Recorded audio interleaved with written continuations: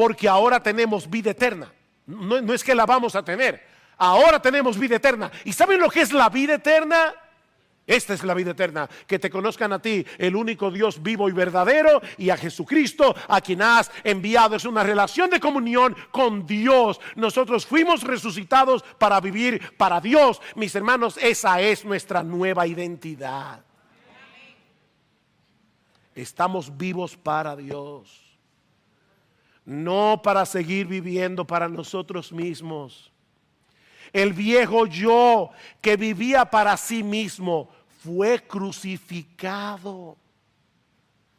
De manera que la vida que ahora vives, debes vivirla para Él. El amor de Cristo nos constriñe pensando esto, que si uno murió por todos, luego todos murieron, y por todos murió para que los que viven ya no vivan para sí. Ya, olvídate de eso, ya no vivan para sí, sino para aquel que murió y resucitó por ellos. Con Cristo estoy juntamente crucificado, y ya no vivo yo, mas vive Cristo en mí, y lo que ahora vivo en la carne, lo vivo en la fe del Hijo de Dios, el cual me amó y se entregó a sí mismo por mí. Ya no vivo yo.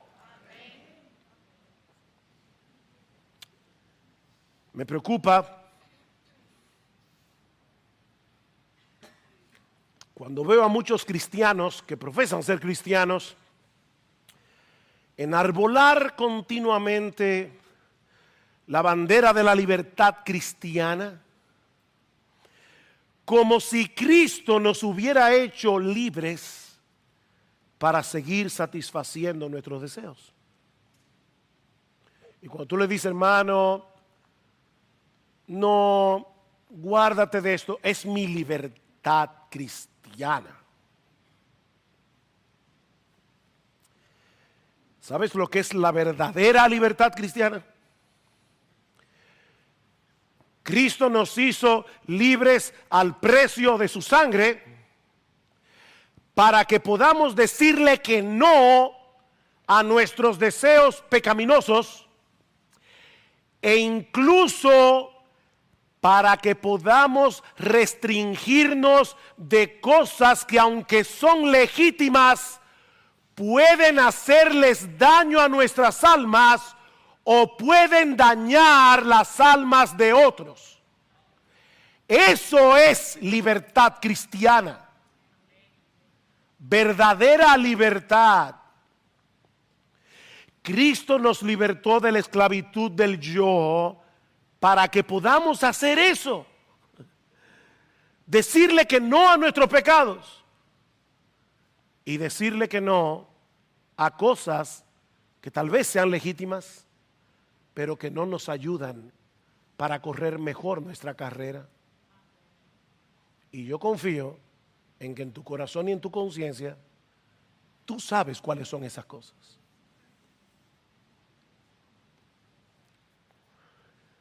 Mira, si tú no puedes hacer eso, si tú no puedes decirle que no a tus deseos, no puedes hacerlo. La razón es que aún sigues siendo esclavo de tu viejo yo, lo que quiere decir que tú no eres cristiano. Tú no eres cristiano. Para los cristianos es una lucha decir que no. Yo lo sé por experiencia, es una lucha. Pero ¿saben por qué se reconoce al cristiano? Porque están luchando. Porque están luchando. Y cuando se caen, vuelven y se levantan en arrepentimiento y regresan al campo de batalla para seguir peleando. Es eso lo que identifica a un verdadero cristiano. ¿Y sabes cuál es la clave para pelear bien esta batalla? Eso me lleva a mi cuarta y última enseñanza de este pasaje. Entender nuestra identidad en Cristo y vivir conforme a ella. Los cristianos debemos abrazar, vivir y disfrutar los resultados de nuestra unión con Cristo. Vean una vez más el versículo 11.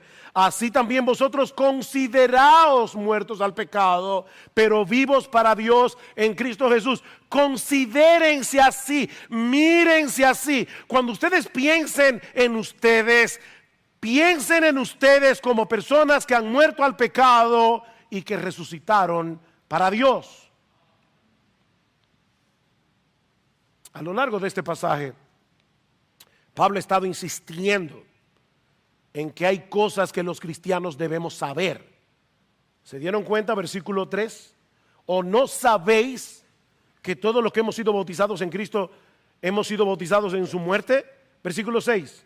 Sabiendo esto, que nuestro viejo hombre fue crucificado. Versículo 9. Sabiendo que Cristo, habiendo resucitado de los muertos, no volverá a morir.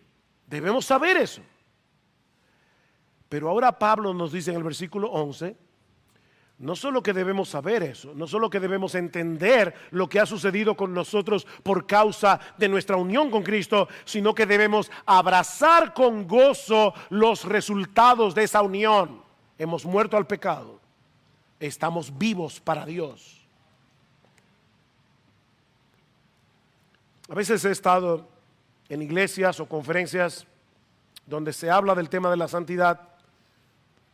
Y al final del servicio, buenos hermanos, no estoy juzgando al que lo hace, pero buenos hermanos hacen un llamado a los cristianos a volver a consagrar sus vidas a Cristo. Y muchos hermanos vienen al frente. Personalmente, yo no creo que esa práctica produzca ni verdadera consagración ni verdadera santidad en la vida de los cristianos. Y de hecho creo que muchas veces sin quererlo se produce cierta manipulación. Vuelvo y repito, sin quererlo. Y muchos pasan al frente en ese momento emotivo. Mis hermanos, eso no produce santidad. Lo que produce santidad es que tú te recuerdes día tras día, tras día, tras día, hasta que te mueras. ¿Quién eres tú en tu unión con Cristo? Consideraos muertos al pecado. Entiende de una vez por todas que esa es tu identidad. ¿Y sabes por qué Pablo dice eso? Porque él sabe que nosotros tendemos a olvidar quiénes somos en nuestra unión con Cristo, sobre todo en esos momentos en que estamos siendo fuertemente tentados a pecar. Nosotros somos como esos esclavos que fueron libertados durante la guerra de secesión, durante la guerra civil americana. Abraham Lincoln firmó el acta de emancipación el 1 de enero del año 1863. Y en ese momento, con la firma del presidente, 3.5 millones de esclavos fueron legalmente libertados en los Estados Unidos de Norteamérica. Pero ¿saben qué pasó en la práctica? Que a muchos de esos hombres y mujeres les resultaba difícil asumir su nueva identidad de hombres libres. Y cuando escuchaban de nuevo la voz de sus amos, temblaban. Temblaban. Eran libres legalmente, pero es como si estuvieran esclavizados todavía en el corazón. Mis hermanos, eso es exactamente lo que pasa con muchos cristianos en medio de la tentación. Se nos hace difícil recordar nuestra nueva identidad en Cristo. Y si en tu vida pasada tuviste alguna adicción, ya sea a la comida, al alcohol, al cigarrillo, a las drogas, a la pornografía, a cualquier cosa, al juego, mi hermano, tú debes entender que Cristo te libertó de esa esclavitud. Cristo te libertó, pero esas sustancias o esas actividades siguen allí, no se han evaporado del mundo. Y debido a tu vida pasada, debes entender que tú generaste una debilidad, generaste un apetito particular por esas cosas y vas a tener que mantener una vigilancia continua y alejarte lo más posible de todas ellas. Pero fuiste libertado.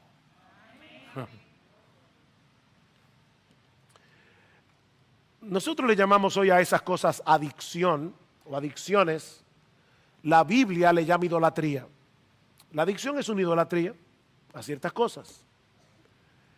¿Y sabes lo que dice la Biblia? Primera de Juan capítulo 5 versículo 21.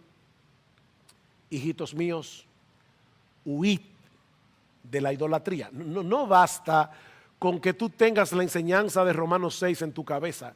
Sal huyendo. Sal huyendo. Esas cosas siguen siendo problemáticas para ti. Aléjate lo más posible. Pero sobre todas las cosas recuerda continuamente tu bautismo. Recuerda lo que esa ceremonia dice acerca de tu nueva realidad en Cristo. Estamos unidos a Él por la fe y debido a esa unión hemos muerto al pecado y estamos vivos para Dios. Eso es una realidad. Hemos muerto y estamos vivos. ¿Qué debemos hacer ahora? Versículo 12. Por tanto, aquí está la conclusión: no reine el pecado en vuestro cuerpo mortal, para que no obedezcáis sus lujurias, ni presentéis los miembros de vuestro cuerpo al pecado como instrumentos de iniquidad. ¿Ustedes creen que en la iglesia de Roma no habían ex adictos a algo? Esa era una sociedad pagana llena de vicios. Y Pablo les está diciendo: ya no presenten vuestro cuerpo mortal para obedecer sus lujurias. Ni presentéis los miembros de vuestro cuerpo al pecado como instrumento de iniquidad, sino presentaos vosotros mismos a Dios como vivos de entre los muertos y vuestros miembros a Dios como instrumentos de justicia. Negativamente, Pablo nos dice que no debemos permitir que la fuerza guerrillera del pecado vuelva a tomar control de nuestro cuerpo, aunque sea momentáneamente.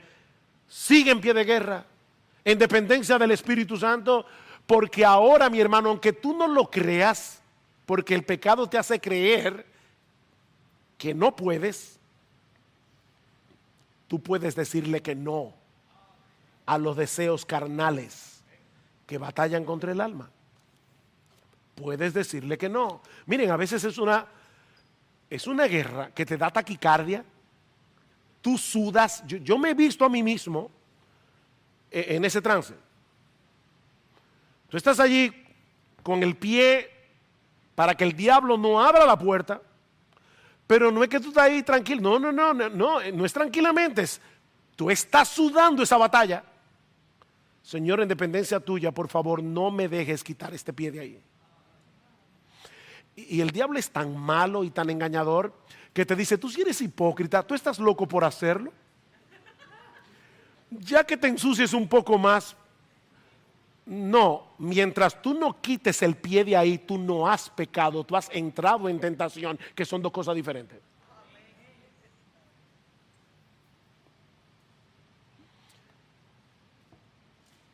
Si has caído, arrepiéntete. Arrepiéntete, confía en la promesa del perdón divino y vuelve a correr la carrera. Mi hermano, no te dejes paralizar por tus fracasos pasados, porque esos fracasos no redefinen lo que ahora eres en Cristo. Y recuerda que algún día esa lucha terminará. Algún día esa lucha terminará. Yo sé que tú estás peleando, yo sé que no es fácil, pero estás en el ejército del vencedor. Pero mientras tanto sigue peleando. Sigue peleando. Ahora, no basta con este aspecto negativo de la santidad. Positivamente, dice Pablo, debemos poner nuestras vidas al servicio de Dios. reconociendo que estamos vivos por causa de Él, para vivir para Él y para servirle a Él. Recuerden, mis hermanos, eso es lo que caracteriza a un cristiano. No es lo que no hace, es lo que hace. Es lo que hace. Me encantó esta mañana leyendo en mi devocional Segunda de Crónicas, capítulo 17, hablando de Josafat, en la Biblia de las Américas, dice que él se entusiasmó en los caminos del Señor. Me encantó esa frase. Se entusiasmó en los caminos del Señor. ¿Tú crees que eso no es posible para ti? Entusiasmarte en el camino del Señor. Que sea lo que te entusiasme vivir para Él, servirle a Él, hacer su voluntad, bendecir a otros en la iglesia. O si algunos aquí se propusieran en el 2020, yo quiero vivir para Dios, sirviéndole a su pueblo conforme a los dones que Dios me dio. Ya no voy a seguir sentado en la iglesia calentando bancos. Y óyeme, tú no tienes que estar en un ministerio formal para hacer eso. Busca cristianos aquí que necesitan urgentemente, nuevos creyentes, que necesitan urgentemente ser discipulados. Nadie lo verá, pero Dios lo verá y estarás edificando a su iglesia. Yo me sorprendo cada vez que escucho a una persona decir, es que yo no encuentro lugar donde servir en la iglesia, que tú no encuentras lugar donde, pero mira a tu alrededor, mi hermano. La cantidad de gente que hay aquí que necesita servicio. ¿O tú crees que hay que ser maestro de escuela dominical o cantar bien o tocar el piano? No.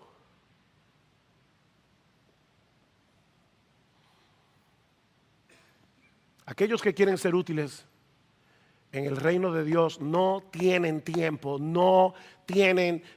para estarse preguntando qué tan al borde del precipicio del pecado pueden vivir y seguir siendo cristianos. No, ellos quieren estar en buena forma para correr bien esta carrera hasta el final. No porque están tratando de ganarse su salvación, sino porque han entendido lo que significa vivir en el reino de la gracia. Eso es gracia. Lo otro es una desgracia. Ampararse en la gracia para vivir como te dé la gana. Eso no es gracia, eso es una desgracia. Versículo 14. Porque Pablo cierra su argumento aquí. El pecado no tendrá dominio sobre vosotros, pues no estáis bajo la ley, sino bajo la gracia. ¿Ven? La gracia no es para que peques, es para que no peques. Wow, miren. Yo creo que la mejor explicación de ese texto está en Romanos 7, 4 al 6. Pero yo no puedo buscarlo por causa del tiempo. Pero vean en su casa, Romanos 7, 4 al 6. O mejor, Romanos 7, 1 al 6. Es la mejor explicación de ese texto. Ahí dice claramente que nosotros morimos al marido que teníamos. Un nuevo marido nos resucitó para que vivamos para Él y demos frutos para Dios.